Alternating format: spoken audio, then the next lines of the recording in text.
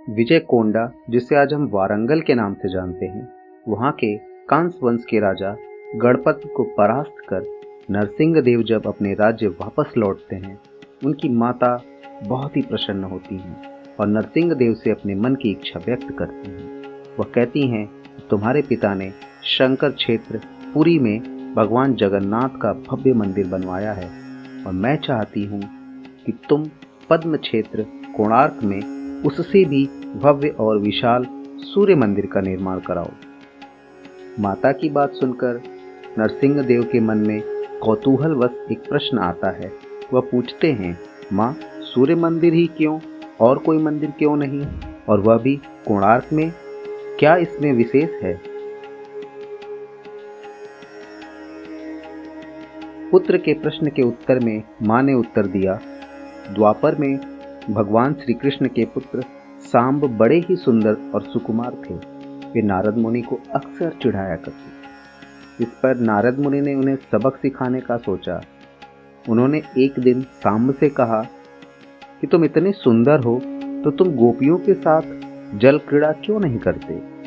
इस पर सांब गोपियों के साथ जल क्रीड़ा करने लगते हैं। नारद मुनि ने यह बात भगवान श्री कृष्ण को बताई कि सांब अपने माँ समान गोपियों के साथ जल क्रीड़ा कर रहे हैं। इस पर भगवान श्री कृष्ण बहुत नाराज होते हैं, उन्हें श्राप देते हैं कि तुम जिस सुंदरता का घमंड कर रहे हो, वह सुंदरता अभी इसी क्षण समाप्त हो जाएगी और तुम कुरूप हो जाओगे। इस श्राप के कारण सांब को कोढ़ हो जाता है और वह बहुत कुरूप हो जाते हैं। यह बात जब रानियों को पता चलती है तो वह नारद मुनि को बुलाती हैं। नारद मुनि ने इस समस्या का हल सबको बताया। उन्होंने कहा कि सूर्य की पहली किरण उग्र देश के एक कोण पर पड़ती है जिसका नाम कोणार्क है, तो सांब को वहां जाकर सूर्य देव की आराधना करनी होगी। सांब कोणार्क पहुंचते हैं और वह चंद्रभागा नदी के तट पर प्रत्येक सुबह स्नान कर सूर्य देव की उपासना करने लगते हैं।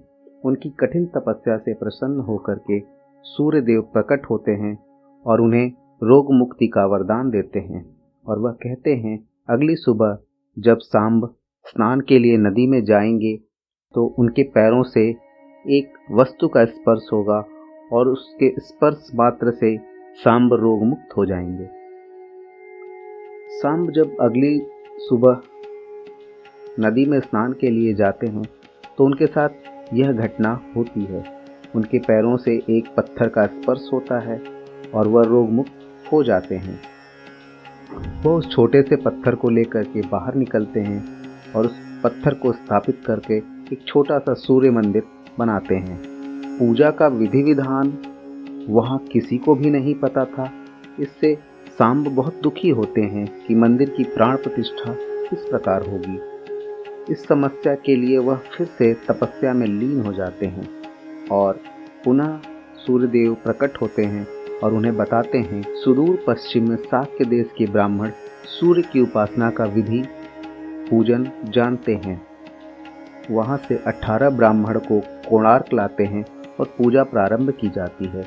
इस प्रकार सूर्य मंदिर में प्राण प्रतिष्ठा संपन्न होती।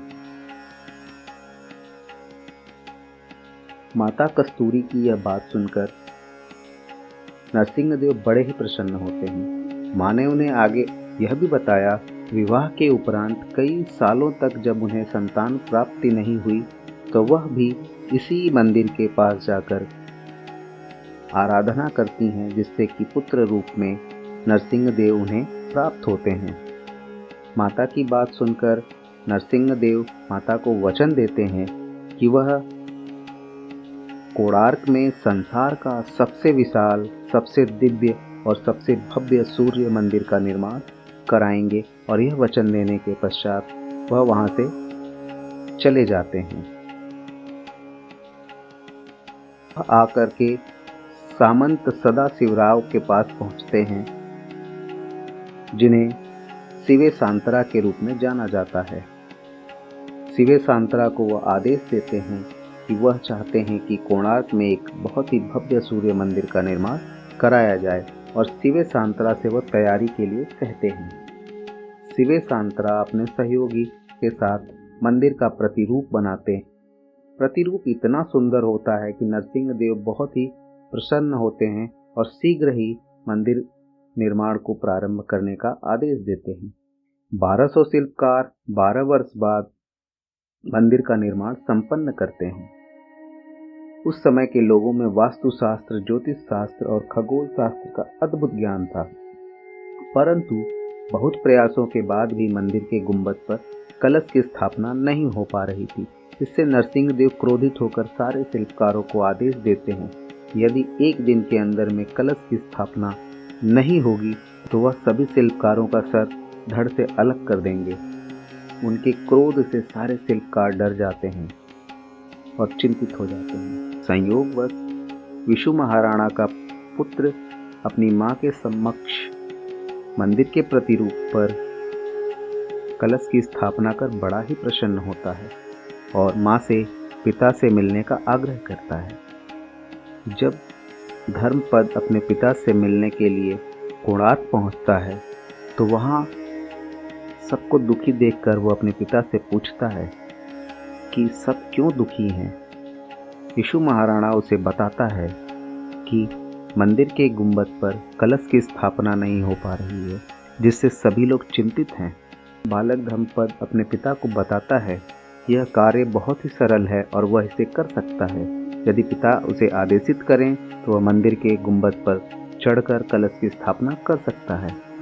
विशु महाराणा ने अपने पुत्र को कहा कि तुम जा कर के कलश की स्थापना कर सकते हो।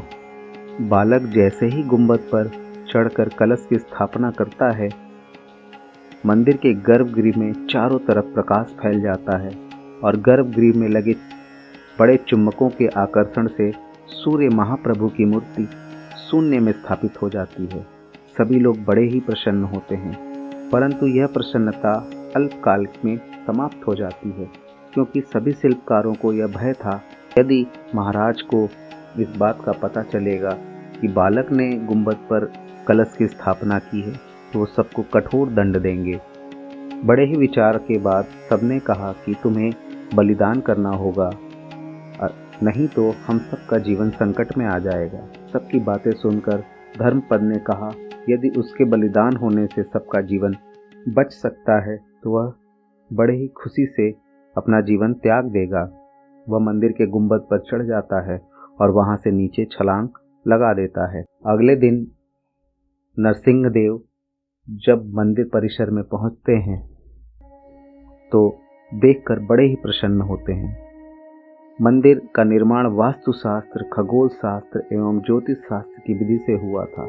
इस कारण सूर्य दक्षिणायन हो या उत्तरायण, सूर्य उदय की पहली किरण भगवान सूर्य देव के ऊपर ही पड़ती थी। महाराजा की प्रसन्नता का ठिकाना नहीं था। महाराजा ने कहा कि माघ शुक्ल की सप्तमी को इस मंदिर की प्राण प्रतिष्ठा होगी और यह उनका आदेश है। परंतु शिवे सांतरा इस बात से बड़े दुखी थे, क्योंकि वह जानते थे कि यह तिथि अशुभ है। उन्होंने महाराज से कहा यह तिथि ठीक नहीं है और यह अमंगल का संकेत देती है। लेकिन महाराज ने कहा इसी तिथि पर मंदिर की प्राण प्रतिष्ठा की जाएगी। मंदिर की प्राण प्रतिष्ठा बड़े ही हर्षोल्लास के साथ संपन्न होती है, परंतु कुछ ही दिनों पश्चात अमंगल होना शुरू हो जाता है। सबसे पहले मंदिर के शिखर पर सबसे बड़ी सिंह की मूर्ति टूटकर गिर जाती है। उसके पश्चात मंदिर के अन्य शिलाखंड धीरे धीरे टूटकर गिरने लगते हैं और यह क्रम बहुत लंबे समय तक चलता रहता है, जिससे आज मंदिर केवल भग्नावशेष के रूप में स्थित है, जिसे हम वर्तमान में देख रहे हैं। यह थी इस विशाल मंदिर के प्रारंभ से अंत की कहानी। यहाँ उड़ीसा में जो कलिंग के रूप में जाना जाता था, यही कथा जनश्रुतियों में आज भी उपलब्ध है।